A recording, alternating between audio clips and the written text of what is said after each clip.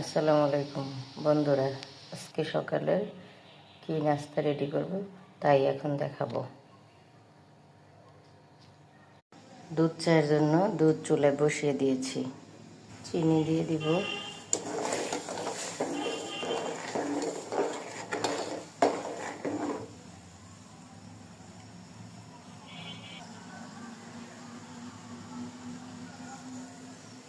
টি bag দিয়ে দিব। চাটা ফুটে গেছে, দেখেন কত সুন্দর কালার আসছে। এখন হচ্ছে পোড়া রুটি, মানে পাউরুটি পুরেই তারপরে দুধ চা দিয়ে খাবো। এখন সেই জন্য কড়াইটা চুলায় বসিয়ে দিছি, এক এক করে রুটিগুলো চুলায় দিয়ে দিব।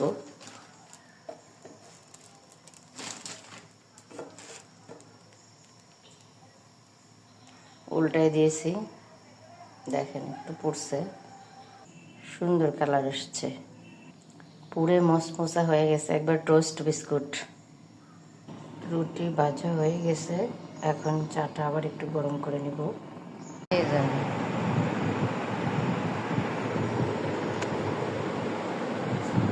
হয়ে গেছে মজাদার ডিম পাউরুটি।